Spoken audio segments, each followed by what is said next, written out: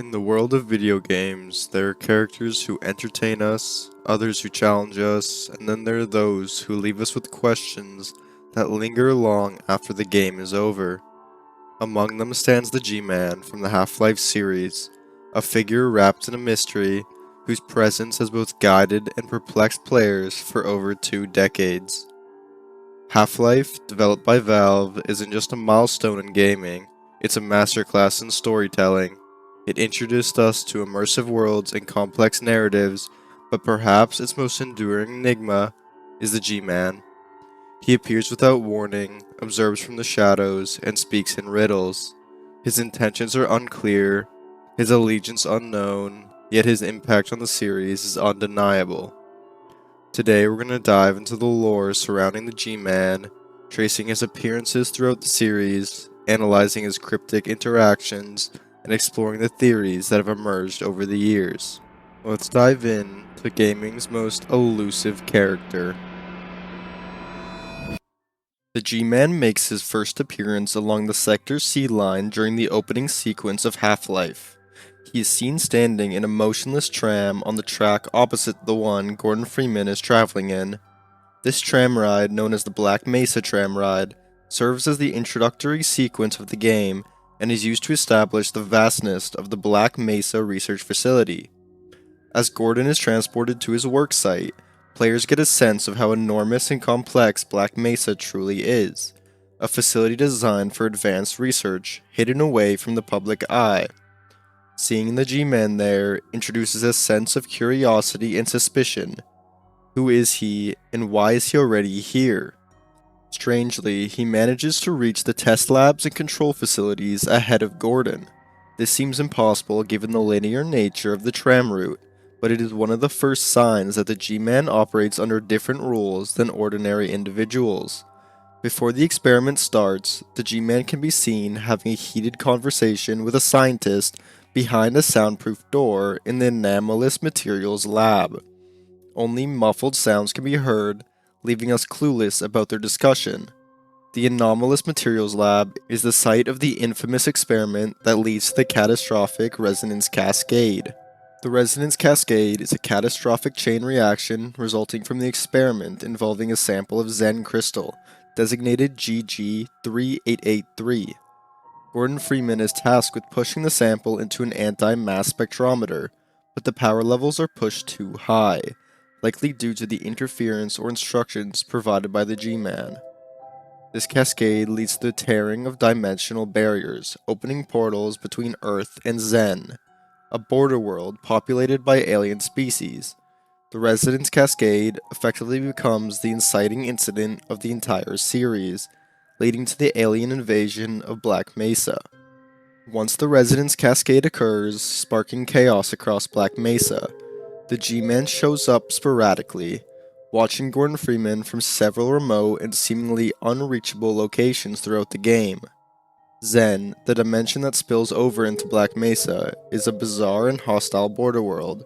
It serves as the origin for many of the alien creatures that start appearing within Black Mesa after the Resonance Cascade, such as headcrabs, vortigons, and more formidable alien grunts. The presence of Zen creatures in the facility reveals the true dangers of their experiments into interdimensional travel and raises questions about whether the G-Man intended for all of this to happen.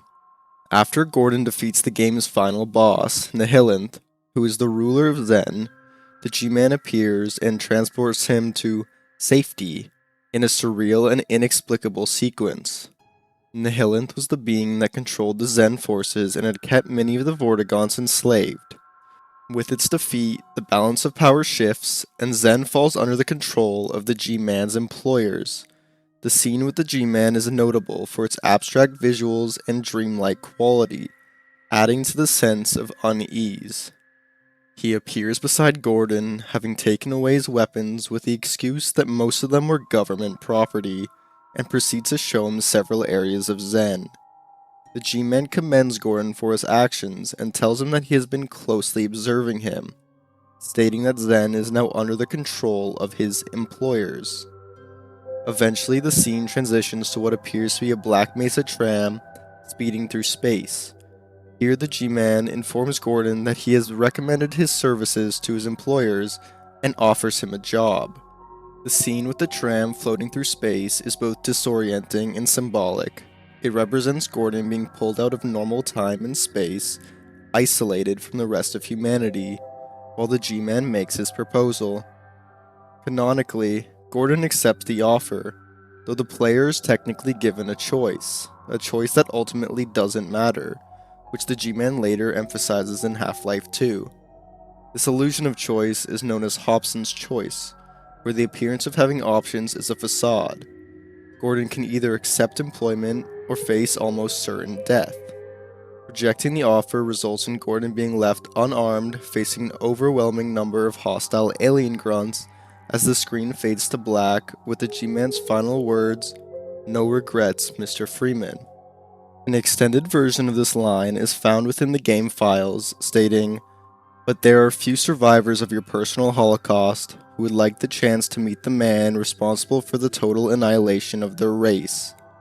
This line could be referring to the creatures from Zen.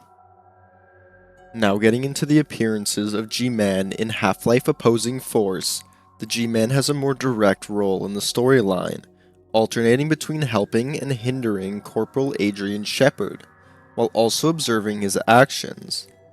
Adrian Shepard is a member of the Hazardous Environment Combat Unit, acronym HECU, a military force sent in to clean up the mess at Black Mesa, by eliminating both the alien invaders and any surviving personnel who might reveal the incident. Shepard's journey through Black Mesa differs from Gordon's in that he witnesses the military's brutal tactics as well as the scale of the alien invasion. During the boot camp training segment of the game, the G-Man can be seen speaking to an officer through a window while occasionally glancing at Shepard. This is a clear hint that Shepard is being singled out for some unknown purpose even before the main events unfold. The drill instructor's comments on Shepard's unusually accelerated training, hinting that the G-Man may have taken an interest in Shepard even before the Black Mesa incident. Boot camp is a unique way to establish Shepard's role as a Marine, but also serves to demonstrate that the G-Man's influence extends beyond what players have seen in Half-Life. Later, in the Welcome to Black Mesa chapter, Shepard finds himself trapped on a small walkway while deadly radioactive liquid steadily rises towards him. The G-Man opens a door just in time for Shepard to escape, saving his life. The name Welcome to Black Mesa carries a sense of bitter irony, as Shepard quickly finds out that the facility is not a place of science and progress, but a nightmarish battleground filled with aliens and military forces. In the following chapter, We Are Pulling Out, Shepard attempts to evacuate Black Mesa along with his fellow Marines, but the G-Man intervenes once again by closing a hangar door, effectively trapping him in the facility. Shepard is then forced to continue navigating the dangerous, collapsing facility, constantly encountering both alien threats and his fellow HECU members, who have orders to eliminate witnesses. In the chapter, The Package, Shepard finds himself in an underground section of the facility, where a nuclear bomb has been armed by the military as a final measure to destroy Black Mesa and cover up the entire incident. Shepard deactivates the bomb, hoping to prevent the destruction. However, moments later, the G-Man is seen rearming the bomb, ensuring the destruction of the facility. This intervention implies that the G-Man's goals go beyond simple containment, and the destruction of Black Mesa is crucial to his plan. With Shepard unable to return to the extraction point, it becomes clear that the Black Mesa's fate is sealed. After Shepard successfully defeats the Gene Worm at the game's conclusion, the G-Man appears once again. The Gene Worm is a massive alien creature sent through the dimensional rift to establish a stronger foothold for the Zen forces on Earth. Shepard's defeat of the Gene Worm demonstrates his capabilities, which seems to impress the G-Man. This time, Shepard finds himself aboard one of the HECU's V-22 Ospreys, face to face with the G-Man. The Osprey is a transport aircraft used by the military throughout the game, symbolizing Shepard's attempts to escape and survive. The G-Man informs him that despite his employer's initial wishes, Shepard is to be spared and detained. He expresses admiration for Shepard's resilience and adaptability, qualities that remind him of himself. As the G-Man delivers his closing remarks, the Osprey flies away from Black Mesa just before a nuclear explosion confirms the facility's destruction. The aircraft surrounding suddenly shift to the skies of Zen, and ultimately to an empty void similar to that seen at the end of Half-Life. The G-Man leaves Shepard by stepping through a portal, and the screen fades to black. In both Half-Life Blue Shift and Half-Life Decay, the G-Man makes brief appearances near the beginning of the games, being seen by the main characters, Barney Calhoun and Doctors Gina Cross and Colette Green. Barney Calhoun is a security guard at Black Mesa, and his perspective in Blue Shift gives players insight into the lives of the facility staff during the Residence Cascade. Barney's journey is more focused on escape, lacking the grander narrative elements of Gordon or Shepard, but it still intersects with the G-Man's overarching influence. In Decay, Gina Cross and Colette Green are scientists working alongside Gordon Freeman in the Anomalous Materials Lab, and they are directly involved in the experiment that causes the Resonance Cascade. Their appearances are limited, but seeing the G-Man during these events suggests that he is monitoring everything, both the scientific personnel and the military response, keeping tabs on key individuals during the incident. However, he either does not acknowledge their presence or ignores them entirely, suggesting that the G-Man does not hold the same interest in them as he does in Gordon Freeman or Adrian Shepard, or that he was otherwise preoccupied. In Half-Life 2, which begins approximately 20 years after the Black Mesa incident, the G-Man addresses Gordon Freeman during a dreamlike sequence. In this opening, Freeman is shown images of the Black Mesa test chamber, parts of the Citadel, and other locations. The Citadel, a massive structure located in City 17, serves as the headquarters for the Combine on Earth, representing their power and control. The G-Man implies that he has placed Gordon into stasis for his own safety, and that the time has come for him to take action against the Combine forces on Earth. Throughout the introduction, the G-Man consistently refers to Gordon as Mr. Freeman, disregarding his proper title, Doctor. However, during the final sequence of the game, he does use Dr. Freeman, possibly as a gesture of respect for Gordon's achievements. The G-Man can be seen at different points during the events of the game.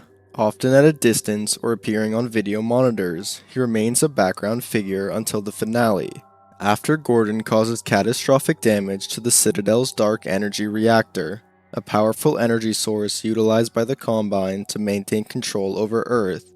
The G-Man appears to halt time, just before an explosion that would have likely killed Gordon. He extracts Freeman to safety, ready to await new employment offers, leaving Alyx behind to seemingly perish. Alyx Vance, an important figure in the Resistance and daughter of Eli Vance, becomes a central character in the story, and her connection with the G-Man only deepens as the series progresses. The game ends in a scene reminiscent of Half-Life, with the G-Man stepping through a doorway portal, but not before taking a moment to fix his tie. At this point, the G-Man makes it evident that Gordon will be placed in stasis while he considers the interesting offers for Freeman's services. Unlike the ending of Half-Life, there is no mention of his employers this time, implying that the situation is extraordinary enough to allow for new considerations. During their confrontation, Dr. Wallace Breen, the human administrator working with the Combine, questions Gordon, asking, "Did you realize your contract was open to the highest bidder?" Likely a reference to the agreement Gordon has with the G-Man and the nature of his employment. In Half-Life 2 Episode 1, the G-Man only appears at the beginning of the game, picking up where Half-Life 2 left off. He steps back into the void where he had placed Gordon and seems ready to say something when he notices a Vortigaunt glowing with a purple aura. The Vortigaunts, an alien species that were previously enslaved by the Nihilith, have now allied with humanity, and their intervention here demonstrates their strength and their awareness of the G-Man's activities. The Vortigaunts are able to access the G-Man's realm and physically prevent him from reaching Gordon. The G-Man initially looks amused, but as more Vortigaunts arrive, his expression shifts from mild curiosity to irritation and eventually anger. They seize Gordon and pull him away from the G-Man, who strains his tie forcefully and responds to their interference with the words, "We'll see about that." Gordon is then immediately transported and found by Dog, Alyx's robotic companion outside the Citadel. Dog plays an important role in the series, providing both comic relief and invaluable assistance, especially to Alyx.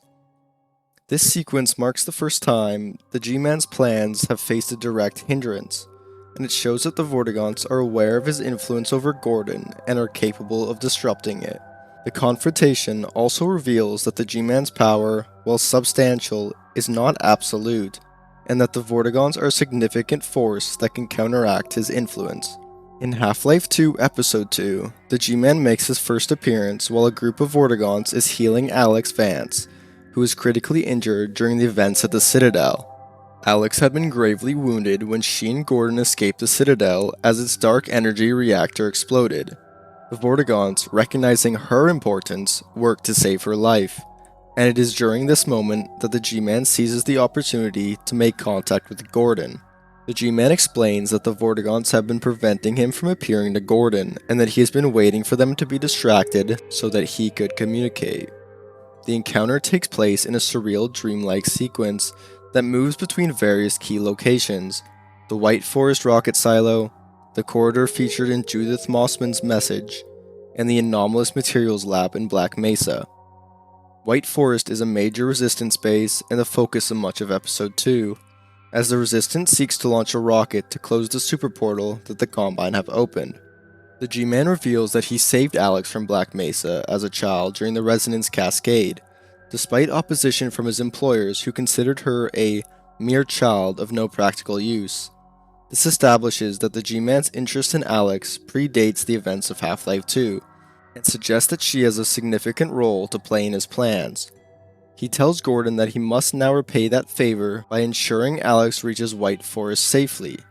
During the conversation, the G-Man seems more candid and less rigid compared to his usual behavior, and he is not seen carrying his briefcase. While Alyx is still unconscious, the G-Man whispers a message for her to deliver to her father: "Prepare for unforeseen consequences." The phrase "unforeseen consequences" carries significant weight within the Half-Life universe, as it was used previously by the G-Man to warn Eli Vance before the Resonance Cascade.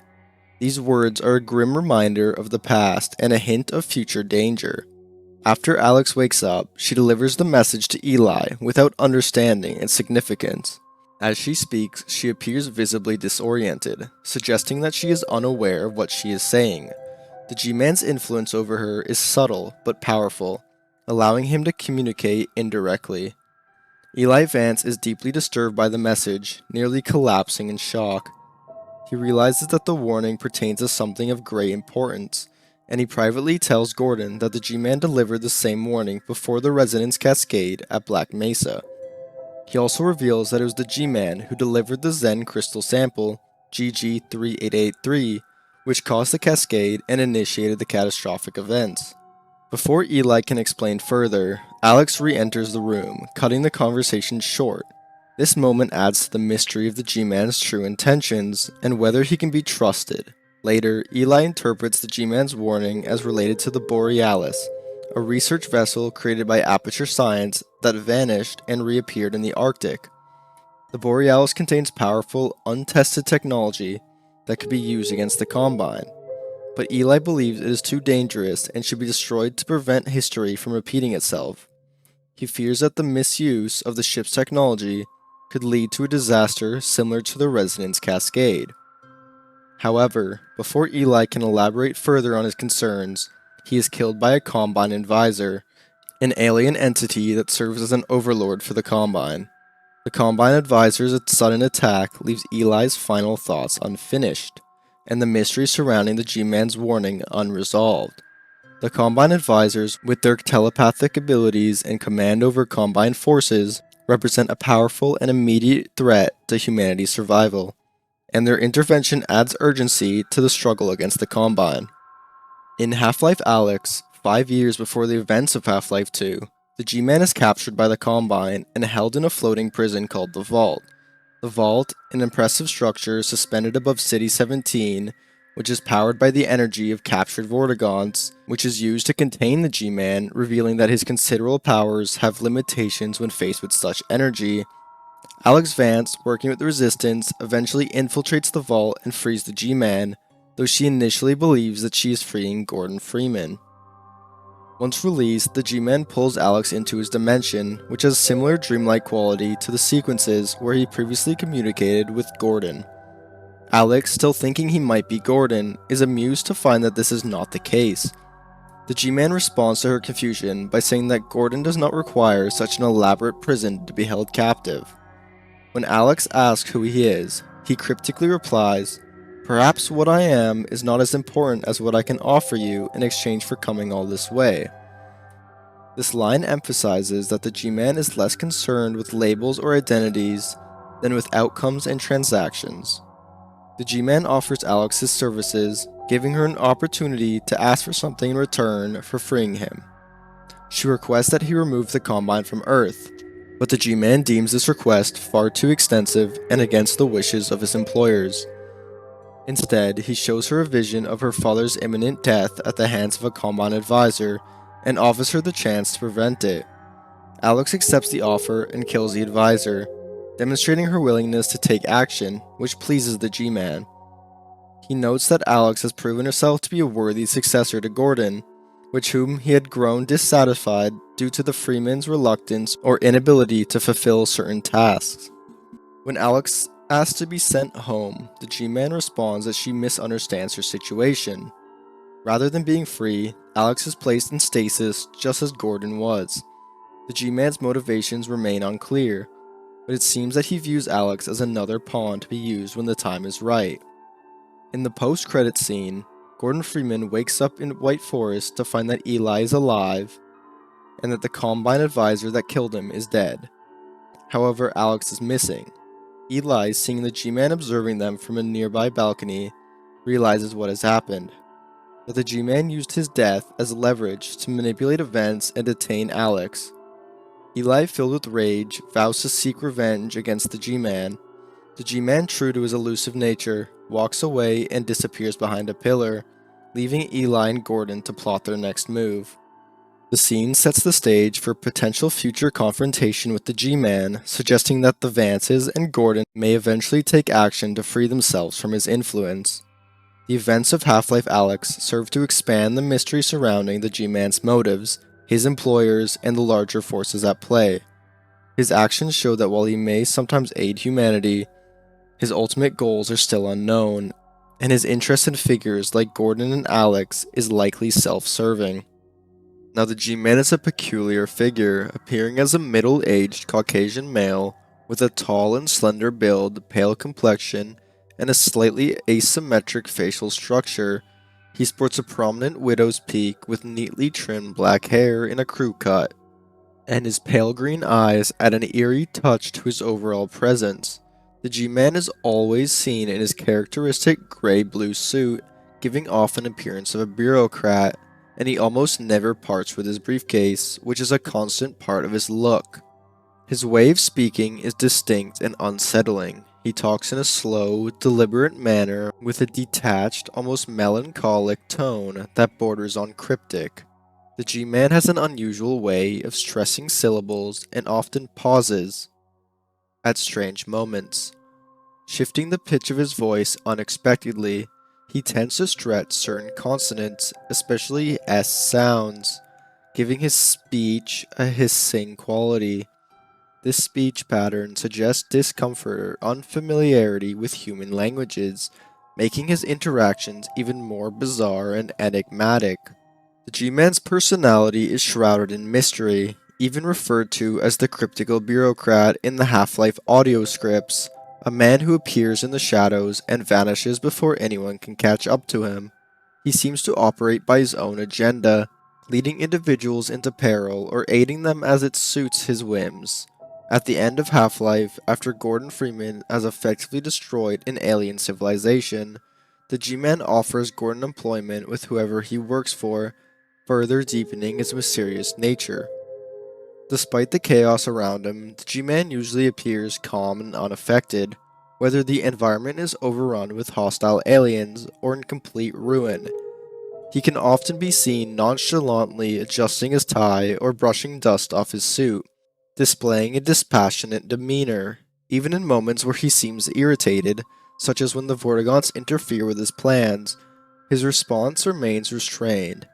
Interestingly, some removed voice lines implied that he might have displayed impatience or frustration more overtly at one point, even muttering expletives when thwarted by the Vortigaunts. This suggests that while he maintains a facade of a calm, he's not devoid of a human-like emotion.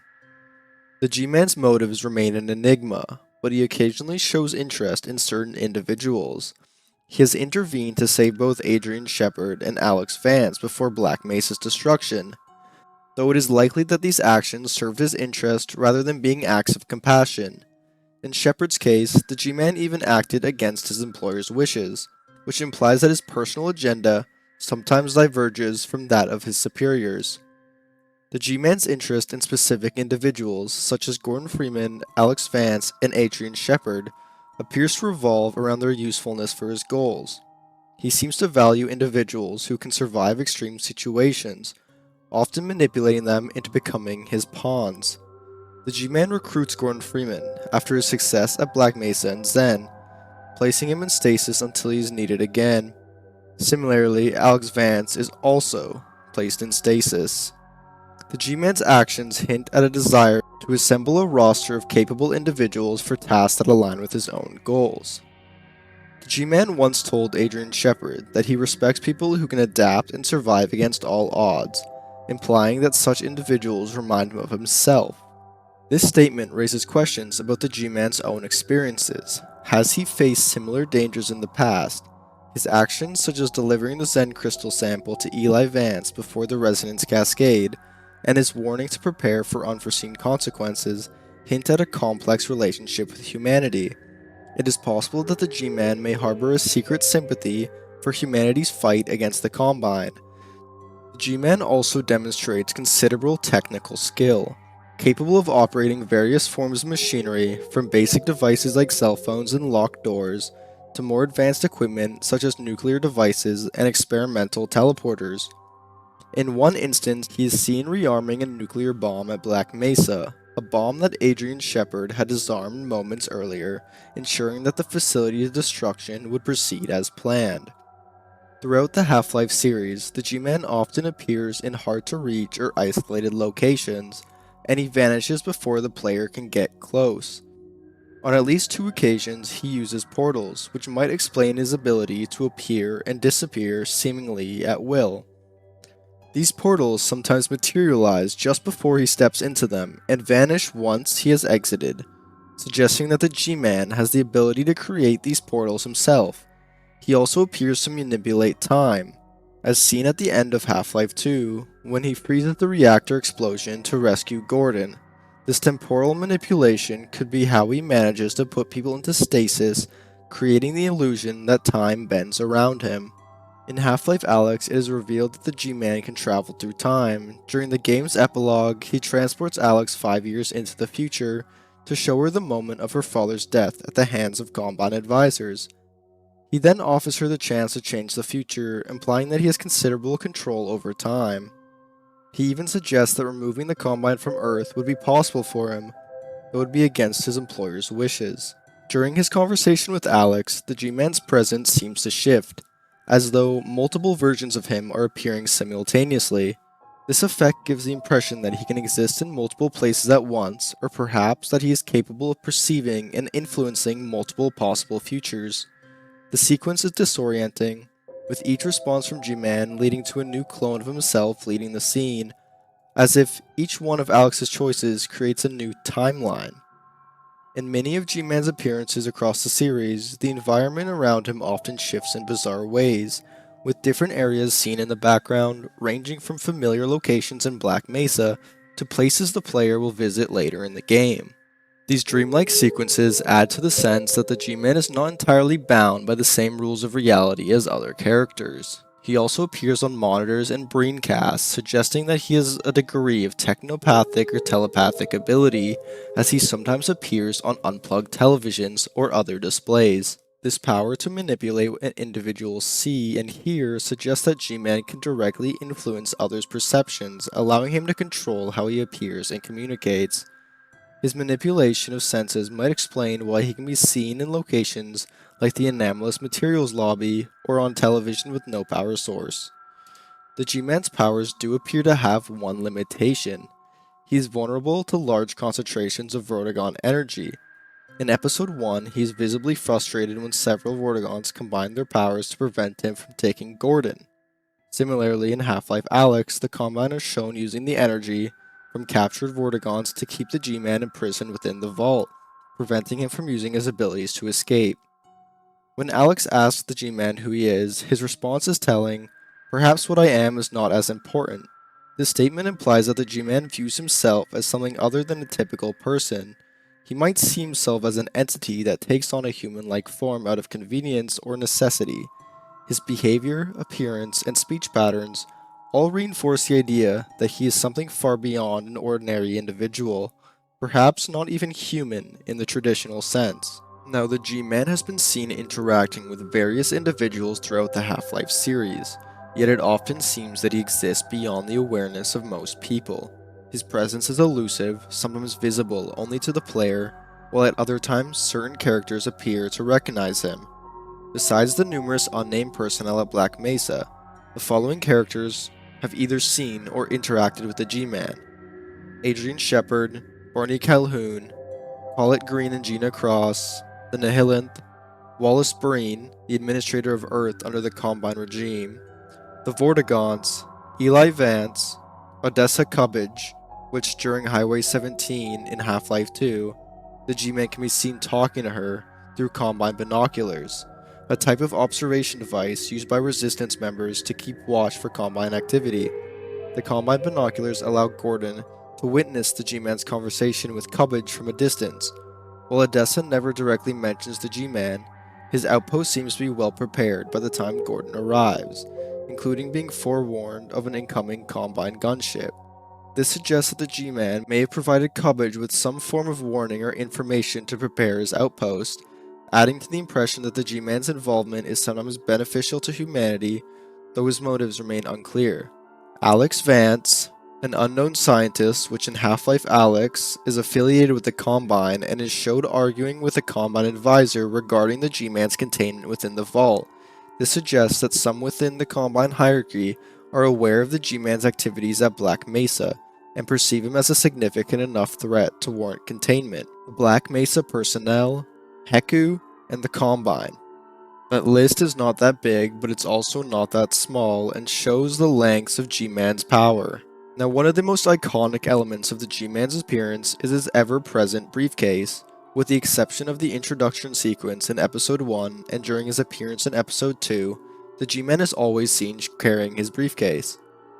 In the original Half-Life, players use no-clip or model viewers so they can see the contents of the briefcase, and it appears to hold 3 pencils, 1 sheet of paper, a handgun in a holster, and an electronic identity card. But it's important to note that these details are from the original Half-Life model, and while the high-definition and Half-Life 2 versions of the briefcase have a blank interior, the contents of the briefcase have sparked much debate, with many theories suggesting it symbolizes the G-Man's role as a bureaucrat or intermediary, someone who operates behind the scenes, dealing in contracts and negotiations. The mysterious briefcase remains an enduring symbol of the G-Man's enigmatic nature. There are countless theories swirling around G-Man, each one adding another layer of intrigue to his character. Some believe he's an interdimensional entity, existing outside of the known boundaries of time and space, while others argue he might be an agent of a shadowy government organization.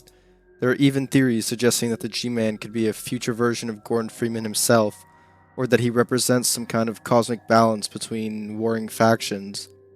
With so many possibilities, it would take an entire video just to go through them all, and even then would barely scratch the surface of what the entire Half-Life community has theorized. So in this discussion, we won't be going in depth on every single theory, but this video has offered a glimpse into a few of the most captivating possibilities to help paint a broader picture of who or what the G-Man might be. Now for some behind the scenes. The G-Man's name originates from a term that stands for government man, typically used in the United States to refer to government agents, often those from federal law enforcement like the FBI. Despite this, the G-Man is never explicitly named or referred to as G-Man within any of the Half-Life games. Instead, the name has been inferred from the character's model's internal file name in the original Half-Life. The name G-Man has been adopted by the fan community and has been used in various Valve documentaries and by developers when referring to the character. In the Manual for Opposing Force, Corporal Adrian Shepard also makes mention of the G-Man, adding to the character's mysterious identity. Additionally, early iterations of the Half-Life character model featured a United States Department of Defense logo on his briefcase, implying a direct association with government authority. Further insight into the G-Man's character is found in the comment section of the Source SDK file named npc_gman.cpp, where the description reads, Purpose, the G-Man, misunderstood servant of the people. This vague description adds to the enigma surrounding his role. In the official Half-Life audio script, G-Man is also referred to as the Administrator, which initially suggested that he was overseeing experiments at Black Mesa. However, this title was later retconned in Half-Life 2, where it is instead referred to Dr. Wallace Breen. Originally, the Black Mesa security forces in Half-Life were designed to be hostile NPCs who would attack the player, Gordon Freeman. However, after extensive testing, Valve found that allied NPCs added more depth and engagement to the gameplay experience. Test players grew attached to the sometimes clumsy behavior of the security guards, and this led to a significant reimagining of the game's storyline and characters. As a result, the security guards became allies, the storyline evolved, and the G-Man was introduced as a character who was neither a friend nor an enemy, a figure lurking in the shadows with an unknown agenda. The G-Man's distinctive look was modeled after Frank Sheldon, an Alexander Technique practitioner whose facial features provided the basis for the character's design. Initially, Sheldon was intended to serve as the model for Dr. Wallace Breen, but after a quick Photoshop mock-up by Bill Van Buren that featured Sheldon with shortened hair and altered facial proportions, the decision was made to use Sheldon for the G-Man's model instead. The final product captures an unsettling combination of professionalism and peculiarity, which makes the G-Man stand out. Doug Wood, responsible for the facial animations for Half-Life 2's G-Man, wanted the player's perception of the character to remain ambiguous. He achieved this through nuanced facial expressions, like having the G-Man appear regretful when putting Gordon into difficult situations, but then ending with a subtle smirk, leaving the player questioning his sincerity. Wood's efforts were designed to make players wonder whose side the G-Man was really on, adding depth to his cryptic persona. The G-Man's appearance has gone through several versions. The Half-Life 2 model originally featured darker eyes and a blue tie, rather than the iconic purple tie that ultimately made it to the final game. The character's introductory sequence in Half-Life 2 also went through different conceptual iterations. In an early version from June 2000, proposed by Mark Laidlaw, the G-Man appears to Gordon Freeman amid serene, rolling hills and clear blue sky. As the scene progresses, the landscape transforms into the dystopian Combine-controlled City 17. In another version, the G-Man explicitly tells Gordon about the time-lapse between Half-Life and Half-Life 2, initially intended to be 10 years, but later changed to 20 with the release of Episode 1. In both versions, the G-Man serves as the gatekeeper to Freeman's new assignment, manipulating the environment around Gordon before he wakes up abruptly in the train, marking the start of Half-Life 2. Interestingly, in the original script for Half-Life Alyx, Alyx was meant to ask the G-Man what he was as opposed to who he was, although the line was altered in the final game. The G-Man's response, "Perhaps what I am is not as important," remained unchanged. This ambiguity continues to suggest that the G-Man does not see himself as a typical person, hinting at a more ethereal or otherworldly identity beyond human comprehension. The G-Man remains one of gaming's greatest mysteries, a character whose every action, word, and appearance is steeped in mysteriousness. From his initial encounters with Gordon Freeman during the Resonance Cascade, to his interventions in the events of Half-Life 2 and Alyx, we've explored the depth of his strange cryptic behavior across the series, whether he's manipulating events for his own gain or acting on behalf of his employers or maintaining some cosmic balance. The G-Man's motivations and identity continue to defy simple explanation, and there's theories, and yet, much like his elusive nature in the games, any definite answer about the G-Man always seems just out of reach. But perhaps that's part of the allure, an enigmatic overseer whose intentions keep us guessing, ensuring that the Half-Life universe remains rich with speculation and debate. And I just want to say thank you for watching, and we are going to be going in depth on G-Man theories in another video and much more theories. So if you like this video, leave a like and subscribe, and leave a nice comment, please. Thank you.